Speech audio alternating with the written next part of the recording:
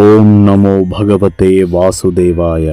21 సార్లు భూమండలంపై ఉన్న అధర్మ క్షత్రియ రాజులను అంతం చేసిన పరశురాముడి క్రోధాగ్ని చల్లారలేదు.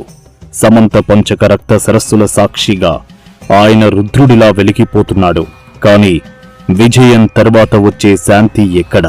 కశ్యప ప్రజాపతి పరశురాముని వద్దకు వచ్చి, రామా, ఈ భూమినంతా జయించావు, ఇప్పుడు ఈ భూమిని దానం చేసి నీ క్రోధాన్ని విడిచిపెట్టు అని కోరాడు.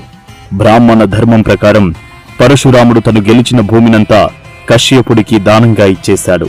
దానం చేసిన భూమిపై తాను ఉండకూడదని నిర్ణయించుకున్న పరశురాముడు దక్షిణ సముద్ర తీరానికి చేరుకున్నాడు.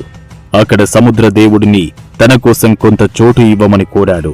సముద్రుడు వెనక్కి తగ్గకపోవడంతో పరశురాముడు తన పరశు అంటే గొడ్డలిని తీసి సముద్రంలోకి విసిరాడు. ఆ గొడ్డలి ఎక్కడ పడిందో అంతవరకు సముద్రం వెనక్కి తగ్గిపోయింది.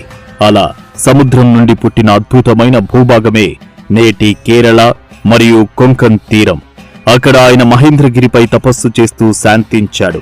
యుద్ధం గెలిచిన వీరుడు శాంతితో ఎలా మారాడో చెప్పే ఈ ఘట్టం అనన్య సామాన్యం. పరశురాముడి అవతారం అంతటితో ముగిసిందా? లేదు. రామాయణంలో శ్రీరాముడిని ఆయన ఎందుకు ఎదిరించాడు? శివధనస్సు విరిగినప్పుడు పరశురాముడి ప్రతిచర్య ఏమిటి? తర్వాతి ఎపిసోడ్లో పరశురాముడు వర్సెస్ శ్రీరాముడు, ఇద్దరు రాముల కలయిక గురించి తెలుసుకుందాం. మిస్ అవ్వకుండా ఉండాలంటే ఇప్పుడే సబ్స్క్రైబ్ చేసుకోండి.